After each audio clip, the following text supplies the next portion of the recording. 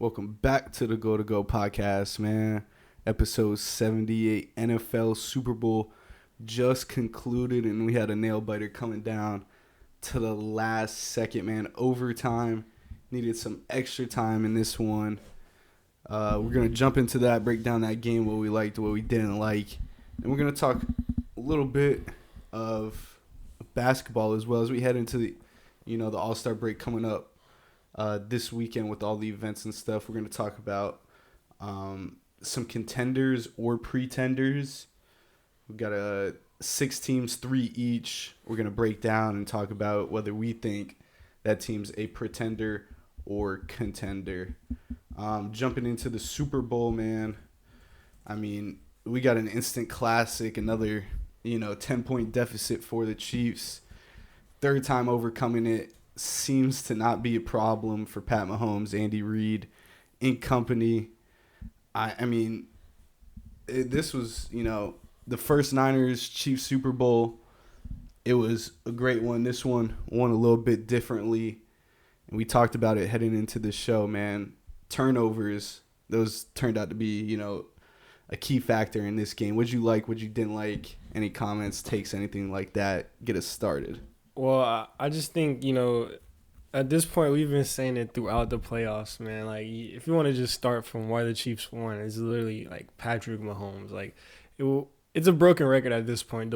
How special he is, the way he's able to play in the pocket, outside of the pocket. They usually don't run Patrick Mahomes ever since he got injured on that goal line a couple years back. Well, it's a Super Bowl, and they definitely had some design quarterback runs and got Patrick Mahomes' legs involved in, you can call him a dual threat, but at this point he's just a threat. Like, I mean, from every single spot on the field, through every aspect, Patrick Mahomes was amazing. And then we talked about last week that Chiefs secondary, man, they were up to the task. They were able to control Christian McCaffrey on defense, and then down the field they had a lot of sticky coverage. They were challenging those 49er receivers, and it seemed like every time Brock Purdy went to take a shot down the field or hit a deep throw, there was somebody right in that receiver's pocket. Trent McDuffie made a couple big plays down the field. Snead was, getting feisty. He had a few flags early, but as the game went along, he had solid coverage as well. And then, I think also the big part here is coaching down the stretch as well on both sides of the ball. I mean, we can talk about, Shanahan and how he performs in the big-time games with leads and stuff, but, Patrick Mahomes and Andy Reid, the way those guys down the stretch were just in sync. Every single play call seemed like it was the right call. Guys were getting schemed open. It's not like, Patrick Mahomes was definitely making some crazy plays, making, some crazy throws, but guys were open. Like, Travis Kelce was open down the field. MVS was open in the end zone off of that turnover. Like, guys were getting schemed open, and then defensively for the 49ers, I think we saw that secondary get into some trouble down the stretch. It was just, I don't know if they were tired on the field too long, but Mahomes was definitely taking advantage of them. Kelce came alive in the fourth quarter. Rashee Rice had a nice catch on the final drive in overtime. So, I mean, this is exactly how the game would have went. I think maybe I would have said flip. The Chiefs would have started off fast, and then defense would have held on. But, I mean, I felt like, the entire game that Patrick, even after the interception, I'm like, once the 49ers didn't score touchdowns, they're just leaving. As long as you give Patrick Mahomes a chance, I feel like he was going to win. And, we talked about who you want to bet on, who you want to put money on. Bet on Patrick Mahomes, and I had a pretty good Sunday. I didn't, man. I went against the public and the books, whatever. Got analytical with it, but regardless, I mean, you look at it, Pat Mahomes, the game he played, you mentioned the design runs. Andy Reid called him in the right time, third, fourth down, and short. You just needed a couple. I think fourth down was the first time we saw it. Mm-hmm. Maybe it was third, but Mahomes able to, no one's assigned to him at that point. No one's expecting it. And they ran it twice and still caught the 49ers off guard. MVS, obviously, he was wide open on that touchdown. I think that was just miscommunication on that one touchdown that the Chiefs had after, the muff punt, obviously a big play. in that game kind of changed, swung momentum towards the Chiefs.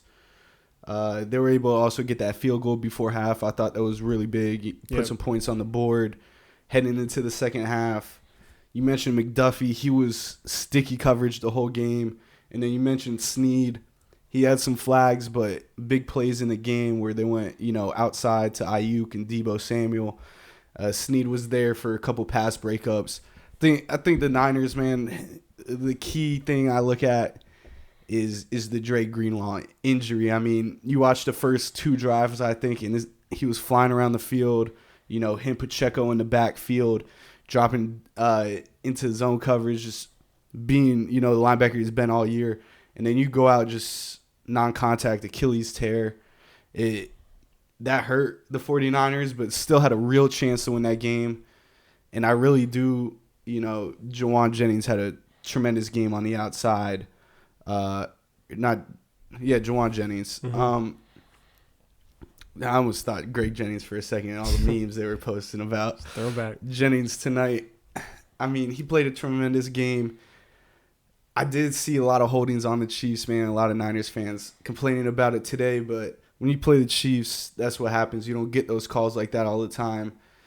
And then you look at that third down, obviously everyone talked about where Chris Jones just wasn't blocked late. What was it? That was the overtime or it was the end of the fourth? That was overtime. Overtime where it was third and 4, kick the field goal. But there was another one in the fourth quarter where it was 3rd and short or whatever, and then Spags dialed up the blitz and McDuffie bat the ball down and forced the field goal as well. And I think that was also the big difference, man. 3rd and 4th down defense. I think the Niners got a little exposed where, the Chiefs and Spags, they had a plan. Whether it was, the dialed up blitz and McDuffie make the big play or Chris Jones being a game wrecker and kind of, forcing the errant throw himself. Whereas in overtime, the 49ers stopped the Chiefs, got them to 4th down. Well, during that play, if you come out in a cover 2 shell and Patrick Mahomes and the Chiefs need 1 yard, and then Nick Bosa bites on the run, it's a 4th down. They're not handing the ball off. They want the ball into Patrick Mahomes' hands. I just think that's situational football, guys just which is tough, you're in the Super Bowl, you're playing super fast. You might not be, thinking or going, 100% full speed in your mind trying to think about what's happening. But I think, you got to be a little aware and understand the moment that, it's 4th down, game is on the line.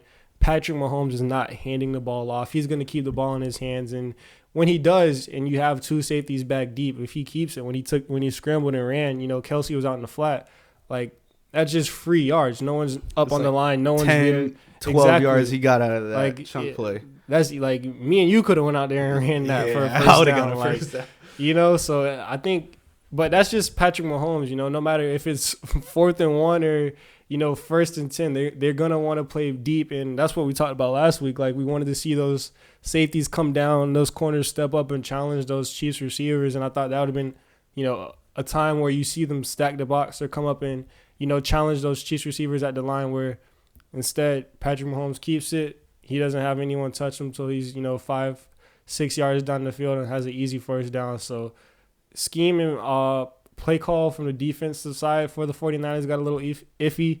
Even Shanahan himself called that timeout when they were on defense. I was literally going to say that, man. Didn't like that formation or whatever they were in. So that just shows where Andy Reid, he was in his bag. And I think that also showed a little inexperience on the 49ers side. Whereas the Chiefs and Andy Reid and this core group of guys, they've been here so many times. The pressure really doesn't get to them. And the 49ers, they're still, they were still kind of moving around. Whenever Chiefs had motion, the 49ers were scrambling around. Didn't look like they were fully set. Guys getting open free releases. So down the stretch, I just think the Chiefs looked a lot more composed and a lot the veteran team. They've been here before. They've seen these atmospheres. They've been in these type of games. So I think that played a huge part down the stretch as well. So the 2 things off what you just said, the Mahomes running the football on 4th down, that he was going to have the ball in his hands. And I was literally sitting there. I'm like, they're not handing this off. I said the same Don't thing. bite. Not even Patrick Mahomes on the field in the 2020 AFC divisional game. It was Chad Henne. It was 3rd and 2. And Andy Reid calls a stick rollout from Chad Henne. That's how much they're not going to hand the ball off. They're going to trust Chad Henne, who was in for like one drive at the time. Yeah. He made that throw, and I just sat there and I was like, don't bite on if they play action this, it's going to go to the flat. I thought it was going to be a throw. I didn't think Mahomes would have ran it.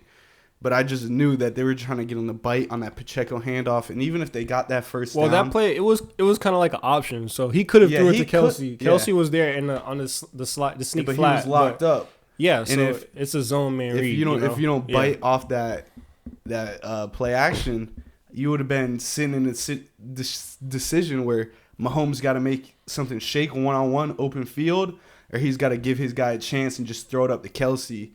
And I just sat there and I said, fourth down.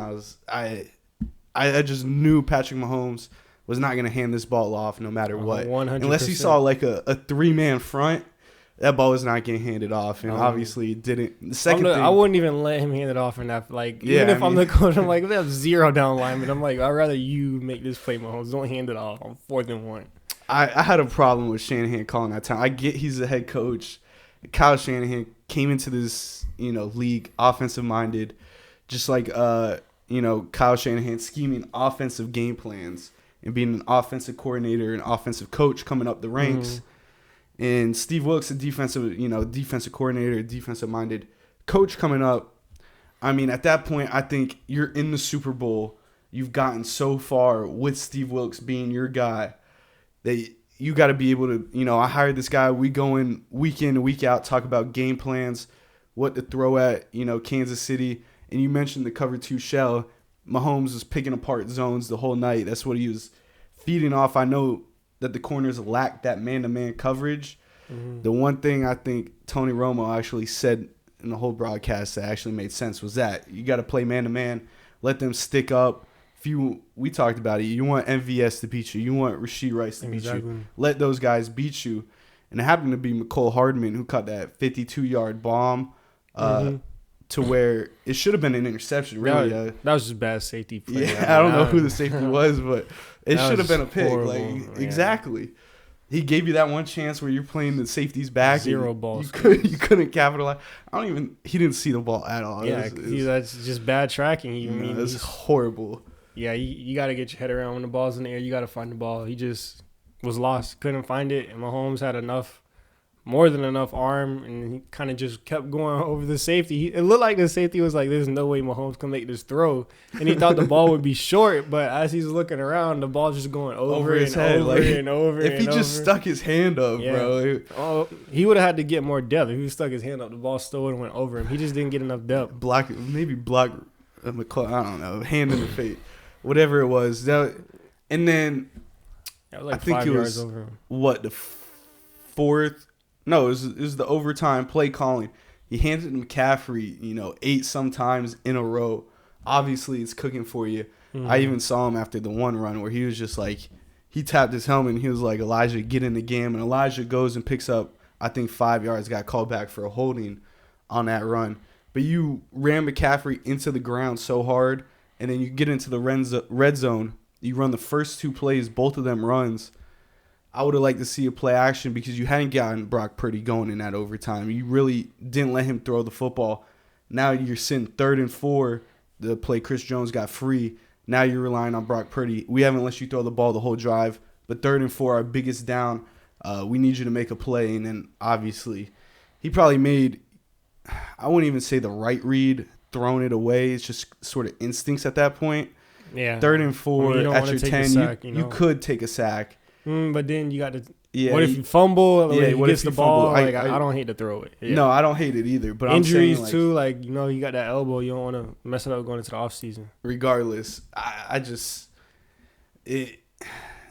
wanted to see Shanahan kind of build something up for Purdy because you showed the whole drive you're just gonna run McCaffrey to the ground, and then 3rd and 4. At that point, I mean, you might make it 4-down territory if you hand the ball off to McCaffrey on 3rd and 4. I personally probably would have ran it again on 3rd down. Yes, I mean, we can get into the overtime rules and what they did and taking the ball the coin toss. But no, I sat there and I was like, man, do I not know the overtime rules? Like, regardless, and I also think Kyle Juszczyk was cooking that game when they were getting the bootlegs I know he's a fullback, but Yeah. I mean, he was one of the guys that was. You look at it, Juszczyk had 2 catches for 31 yards. You got Deebo he had Samuel. that big catch too. That was in overtime, wasn't it? When Purdy scrambled out to the right and threw it, and caught it on the sideline. You would have thought he was a tight end, wide receiver. The way That's a nice he caught catch, that pass, so it was a good ball from Purdy. Even a better catch from a guy you consider a fullback. And you got Deebo 3 catches, Ayuk 3 catches, Jawan Jennings had 4. He was cooking. I mean, he had the touchdown pass as well, but I just. I think Deebo had 3 carries. He wasn't, He got banged up too. Yeah. Even Elijah Mitchell, maybe get him some more carries. I mean, you were running McCaffrey to the ground with 22, and it all seemed like they were just consecutive run after run. And then Elijah Mitchell gets 2 carries for that game, 4 yards a carry. I really want to pick apart Kyle Shanahan because we came into this game knowing, his big game coaching abilities, what he's done in the past. I kind of want to see him build and improve off some mistakes, but clearly another learning curve for him because you had Brock Purdy drop back 38 times in the Super Bowl. It's just 8 times less than Pat Mahomes, who dropped back 46 times, the greatest quarterback of this generation. And you got all these weapons, disposal, whatever it was. A lot of questionable things I thought when it came to Kyle Shanahan, and I especially thought that timeout was, one of them. Yeah, I mean, and I also think the 49ers didn't do a good job, capitalizing on turnovers like the Chiefs did. Whereas, because in the first 3 quarters, they were playing really good defense. That pass rush was getting to Mahomes. He was uncomfortable. Chase Young stepped up. Yeah, boy, those guys. Hargrave. Those guys on the defensive line, criticized them a little bit in this postseason. Guys like Jordan Love, they was having a bunch of time in the pocket. Jared Goff was able to throw the ball around. They were running the ball. Well, the first 3 quarters, that D-line stepped up and was giving Mahomes some fits in that offensive line. Like you mentioned, it looked like a bunch of holding calls. So that 49ers defensive front was definitely winning in the beginning, but it's tough, man. When you force a bad play, Mahomes, he just errant throw. No, just forced it. You get the big turnover. You got to score points there because, like we mentioned, if you let Mahomes hang around, he's just gonna find a way. Him and Andy Reid, Travis Kelce, those guys, they have too much experience. They've seen pretty much everything there is to see at this point. They literally faced, the 3 best teams in the playoffs coming up to, this playoff run. And now they're in the Super Bowl against best team in the NFC. Like, you got to capitalize because, the Chiefs, they're going to find a way. So it would have been really nice for, those couple times where the 49ers settled for field goals. It was like, man, if those ended up being touchdowns, we make it that much, a little bit harder for Patrick Mahomes and that Kansas City offense that really didn't have anything going for them until, fourth quarter and overtime. And that just shows sometimes, you could have a bad game, but when it matters the most, your boy Patrick Mahomes is going to show up. So, I thought it was a really good game, and, I had money on the Chiefs, so I believed in them the whole time. So it was a really great game, and, we'll talk about it. 3-peat on the horizon. Can they do it? That's another topic for another show. But Brady to Mahomes there is crazy. Just the quarterback dominance were. Oh yeah, but this Chiefs team isn't. They could lose a few pieces here and this there, offseason but it's gonna be. Chris Jones, I think, is gonna be because Snead is a free agent as well. So they could lose both of them. But on the flip side, Patrick Mahomes is only going to continue to get better. This receiving group is definitely going to be better than what it is right now. Year, Rashee Rice, another offseason number 2 this year. He could possibly step up, be that number 1 guy. Maybe they grab a receiver in the free agency, draft the guy. So I think hands down this receiving group will definitely be better. Maybe they make some moves on the O-line that was a little shaky throughout the season. So there's definitely some areas to improve this Chiefs team. And there's definitely some places they might, regress a little bit and take a step back. But overall, I think this team definitely can be a better team next season, which is just insane. Saying the team that, just won back-to-back Super Bowls still has, obvious and blatant room to improve, the league might be in trouble, man. You just look at that quarterback, and I think that if Pat Mahomes, isn't the quarterback of the Kansas City Chiefs, I mean, I wouldn't have been mad if they gave it to Chris Jones. The way he dominated that front for the Chiefs had an impact that really gave them the chance for Pat Mahomes to go out and win it. Obviously, Pat Mahomes had to go out there and do it at the end of the game, but Chris Jones was holding up his end. Obviously, some other pieces on that defensive end, like you said, McDuffie.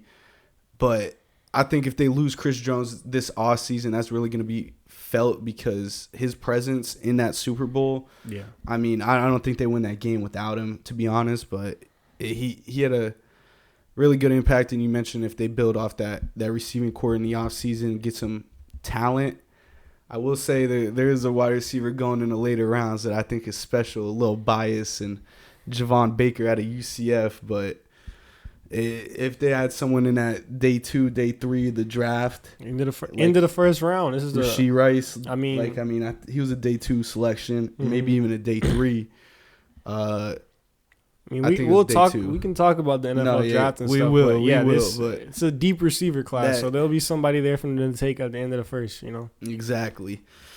That's what kind of makes it scary. And then in this game, I said, who's going to be that Kadarius Toney to where they make that big play, when you need it. It was McCole Hardman, man. They called that same corn dog play that you said, all season. They were like, oh, the motion threw off the Eagles. We can't even cover that. We need to get a new DC out there. And then Niners game on the line where they go to that little pre-snap motion, zig right back to that same side. And in the flat, McCole Hardman, walking touchdown is – the Niners weren't ready for it, man. I don't know. I think after that Kelsey reception where he caught that little drag and took it, into 15, I think that was a dagger. At that point, I feel like they pretty much could have ran anything. They was going to score it within the next couple plays. The momentum and everything just went. That was a killer, man. Crusher.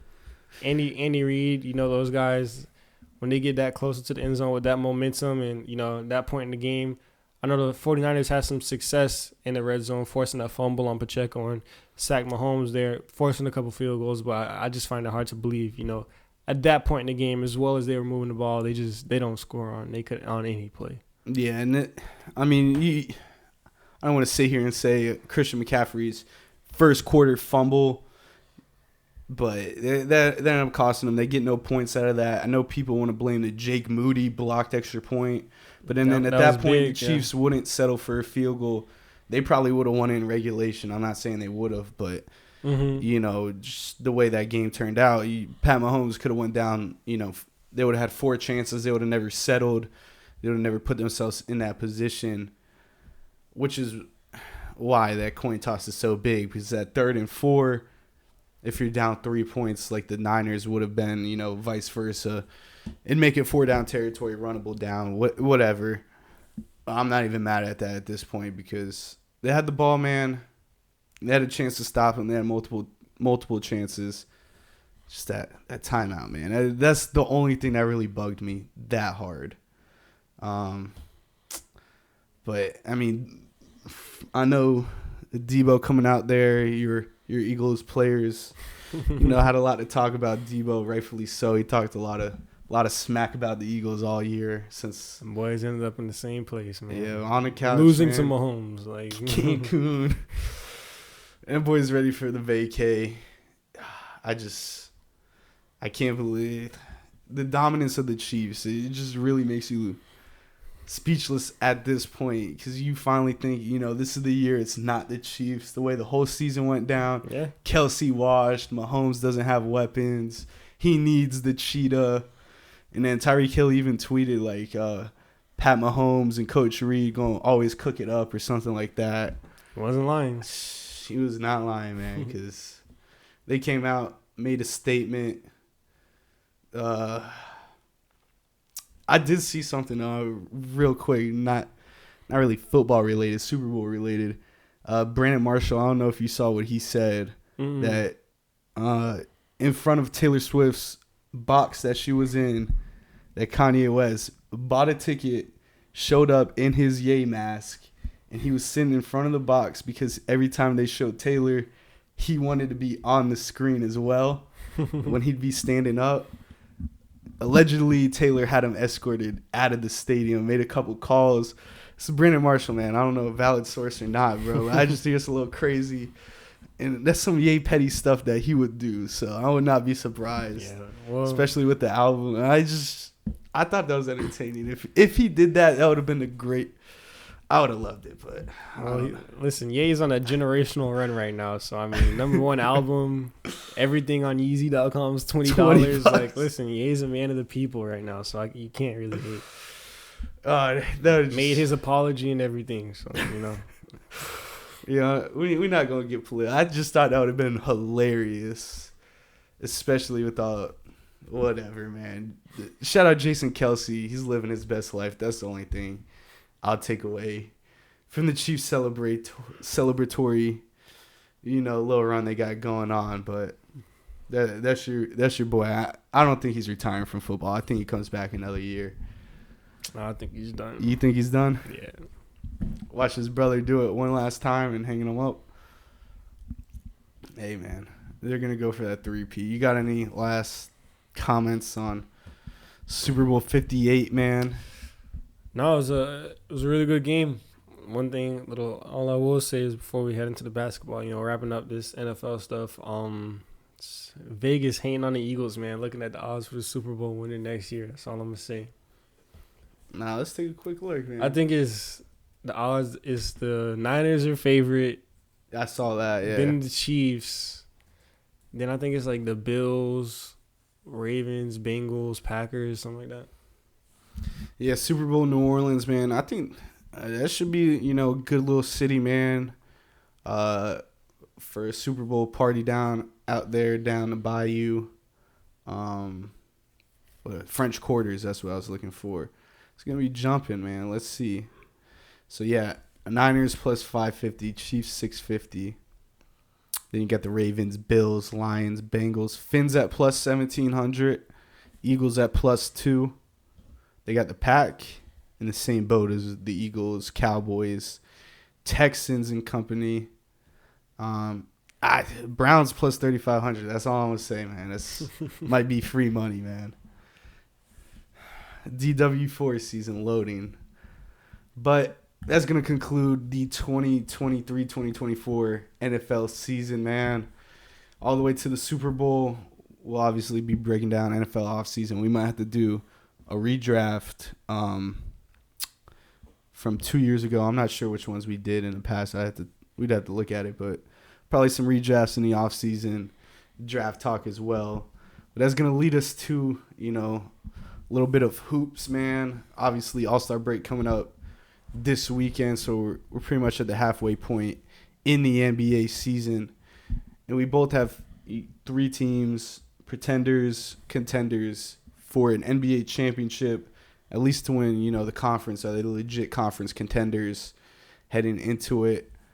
I'll start you off with one, man. I got the Cleveland Cavaliers, pretenders or contenders? Well, starting off right now, then the second team in the East, they've just been winning games. You just look up and the Cavs are on a 4 or 5 game win streak.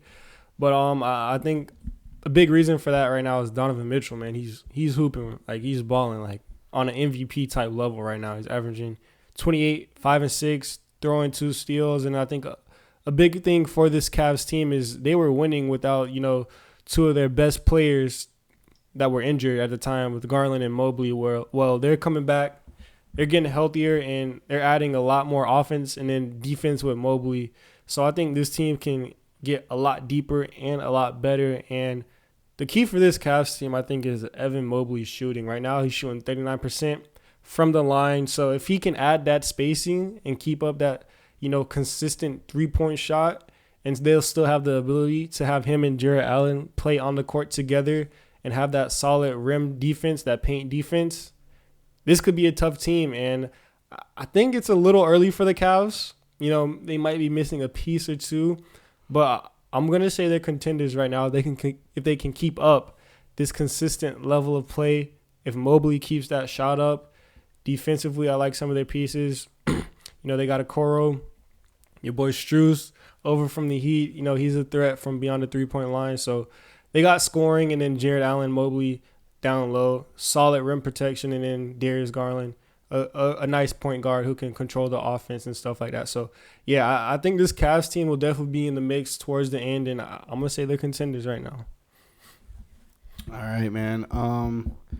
Next team I got up for you on the list, the Orlando Magic, currently sitting at the 6th seed in the East. Pretenders or contenders? Well, this Magic's, this is a fun team, a young team. They started off super hot. They were, had one of the top records in the league to start off the season, but right now they dropped down a few spots. They're 6th in the West. But I think, the key to this team right now is defense. They play really good defense. They have Jalen Suggs, who's one of the best on-ball defenders in the league. They have a bunch of size with Franz, Paulo, a bunch of those guys down there can defend. Wendell Carter. But the thing that holds them back right now is their offense. They have lackluster offense. They're bottom in pretty much every single 3-points percentage in terms of attempts, mades, and percentage. So they're at the bottom of all of that. But they have Paulo.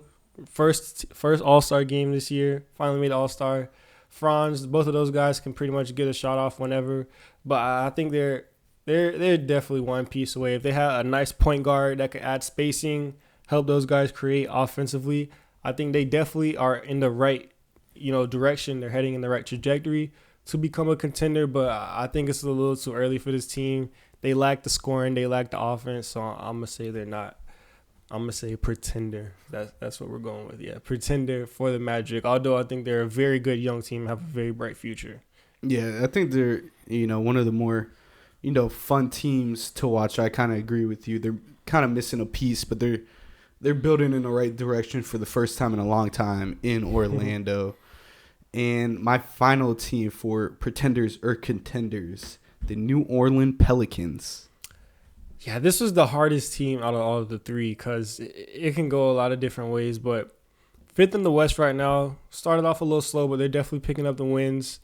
Those guys are healthy right now. They're playing a lot better. But, collectively, they're shooting 37.8% from the three, one of the best percentages in the league, and they're top 10 in boards as well. So, 2 very key stats you want to have.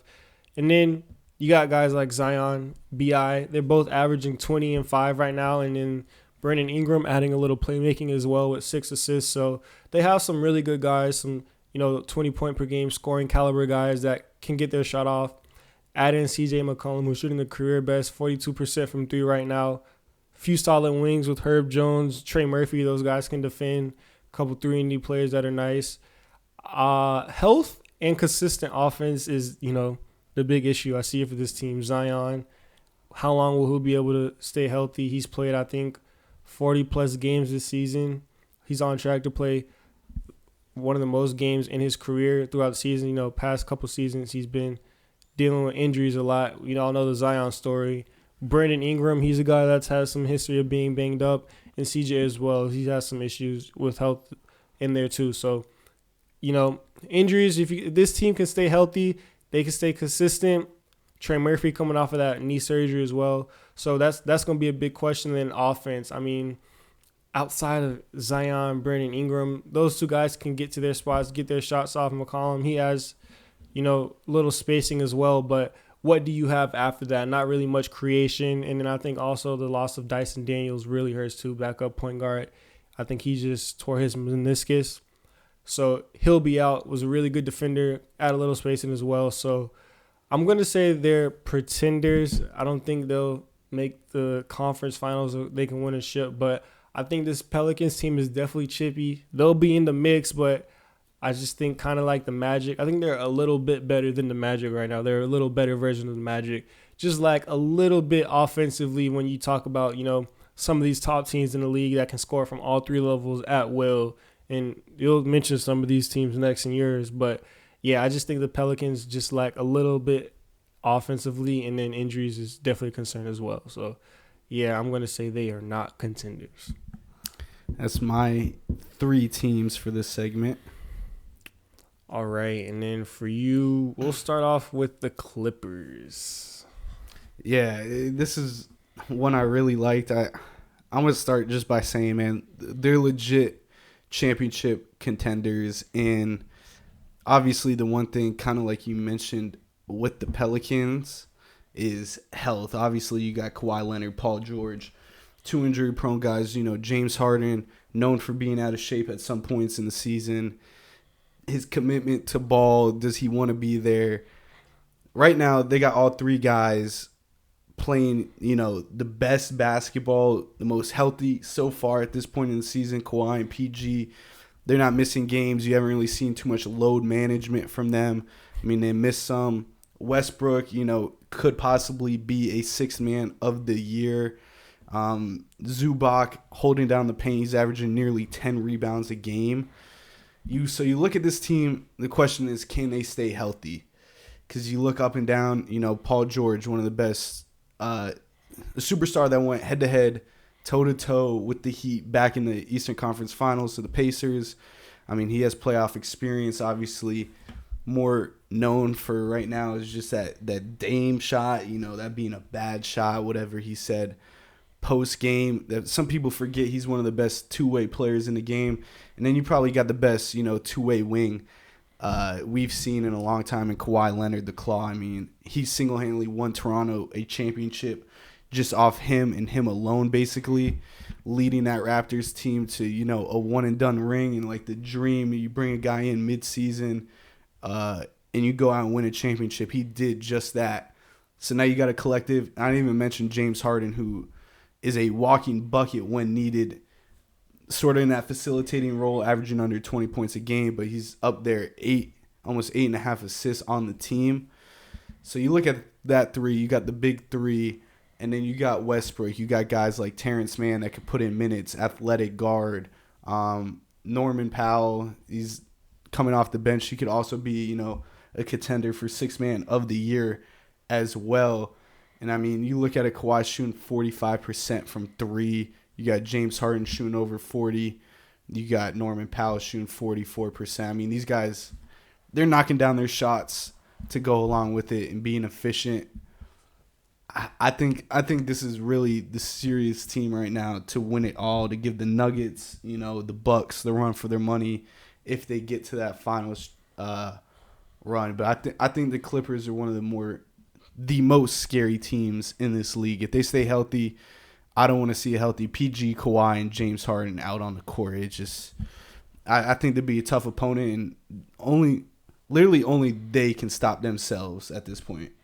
Yeah, if they're able to stay healthy, I think the Clippers are definitely a scary team, if not the scariest. Yeah, it's the biggest if. Yeah, and a big if with all those guys. All right, we'll head out east with the New York Knicks. So I'm going to go ahead and call them pretenders. I think Jalen Brunson is a superstar in this league. I love Brunson, the way he plays, the way he's able to score at all three levels of his game. He's a dog, and I know people have brought into question, is this guy a dog? Is he a superstar? I think he is, man. That guy can hoop at another level. The question is, who's that number two, man? You know, you get OG Anunoby, who's a really great wing defender, average offensive player. You know, Julius Randle's been banged up this year, but we've seen Julius Randle in the playoffs, even in the regular season. Motor's always been a question.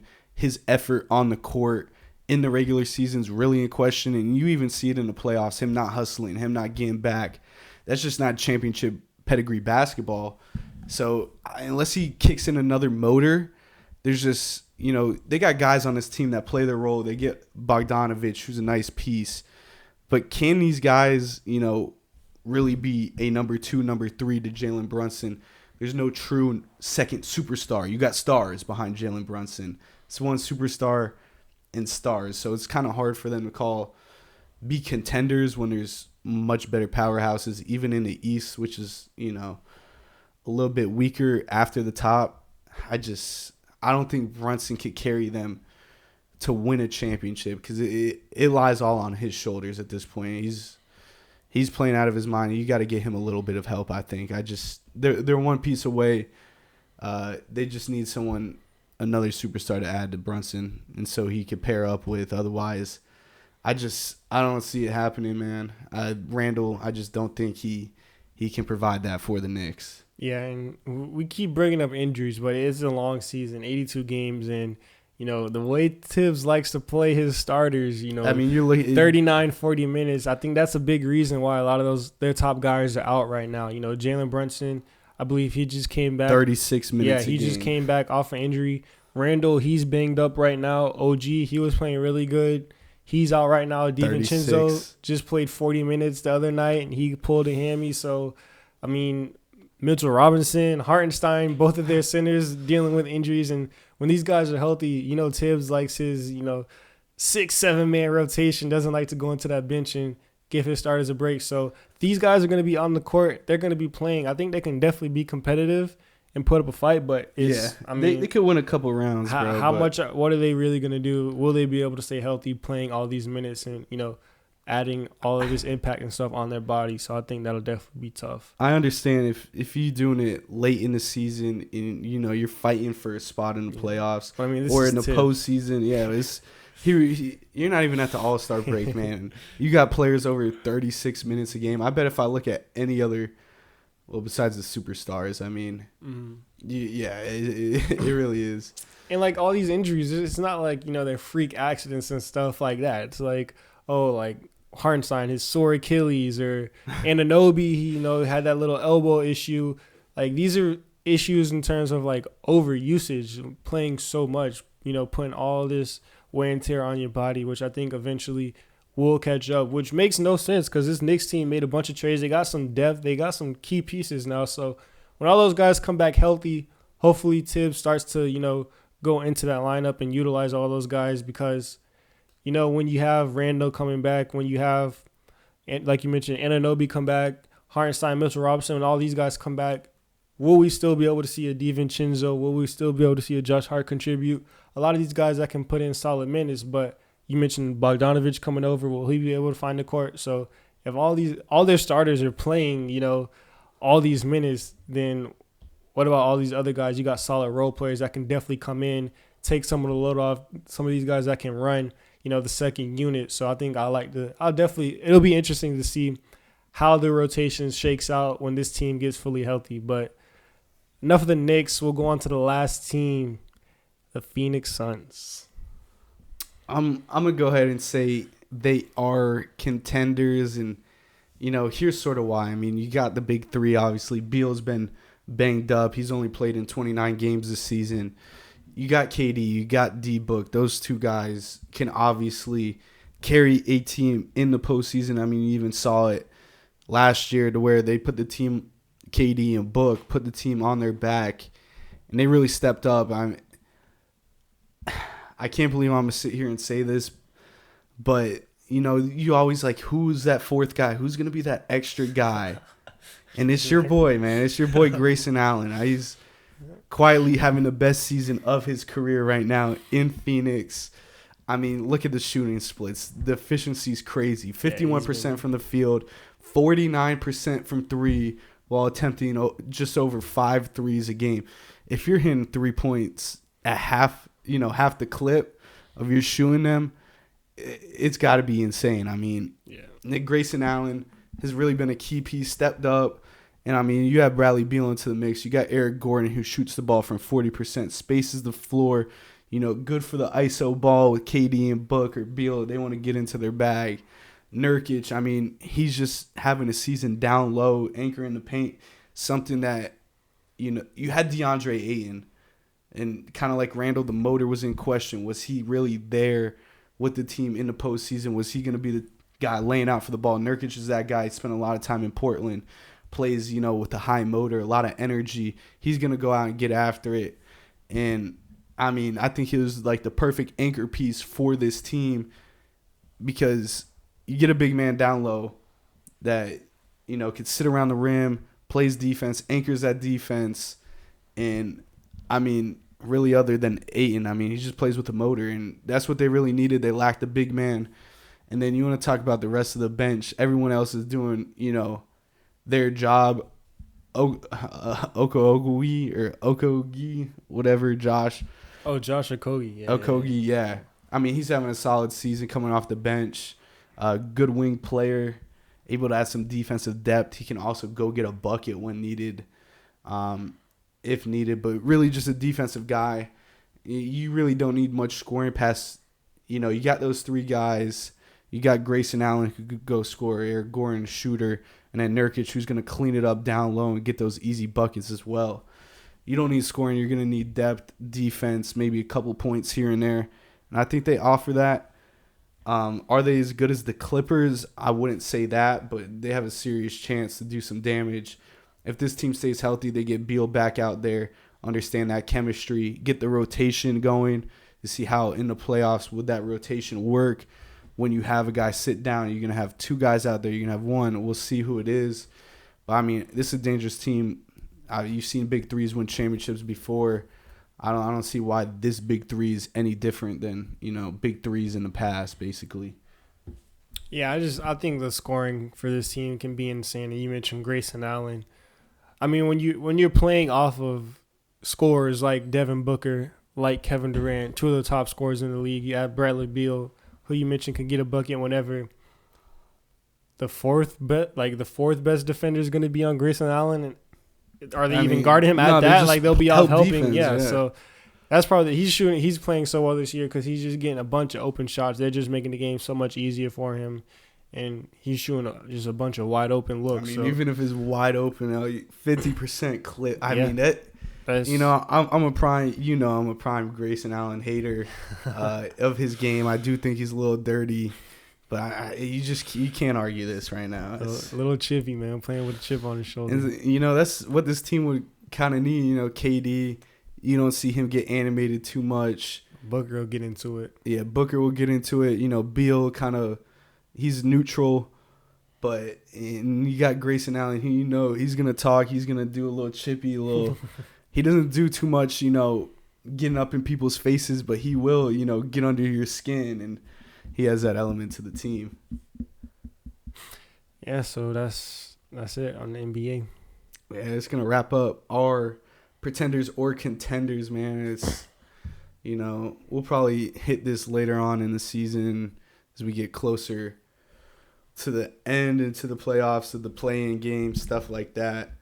I mean, I was gonna ask about your Lakers. I know they're not your Lakers. My Lakers. I kind of associate you with AD now at this point. With AD? You're an AD stan. Why? No, the only reason I like the Lakers is because it's Bron. Bron's a good. I don't care about AD. All right. Fucking Bron.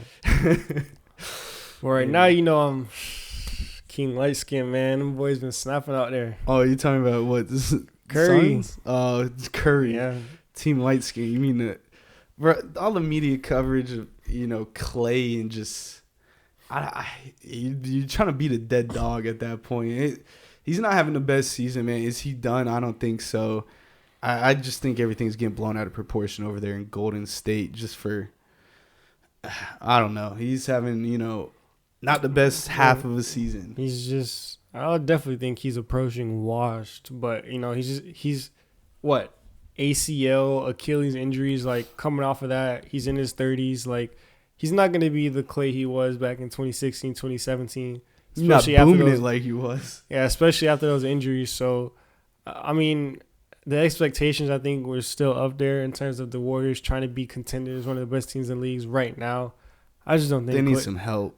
Yeah, they do. I just don't think Clay's there at that point in his career anymore. Curry, on the other hand, is still playing like one of the best players in the league. Shooting, insane playmaking. I mean, he had 60 a week ago. Still scoring at an insane rate. Best shooter of all time. 7 threes in the last game. Almost broke Clay's record. Had 11 threes a couple nights ago. Curry's on one right now. Draymond's back. He's still Draymond, still bringing all the antics and stuff, but I mean, that team is just so much better when he's on the court, what he brings defensively, and then his playmaking ability with that chemistry with him and Curry, those dribble handoffs and, backdoor cuts and setting those screens and stuff. You just can't say how much of a difference Draymond makes for that team. And Kuminga stepped up too. Mm-hmm. He's played definitely a bigger role so far. So FTC. I do want to mention one thing going back to the Super Bowl. There's no way they got a Temu commercial in the Super Bowl 2 times. I saw that. 2 times. I just couldn't sit there and let that one go, man. That was the only takeaway from the Super Bowl commercials I had. The Deadpool Wolverine. Excited to see Ryan Reynolds back in action as Deadpool. I will say that, though. I just couldn't believe Temu, bro. You got anything? No, man. I'm excited to start locking in on basketball, man. Sad football is over, but this time of year, basketball, playoffs around the corner. It's always fun. Yes, sir, man.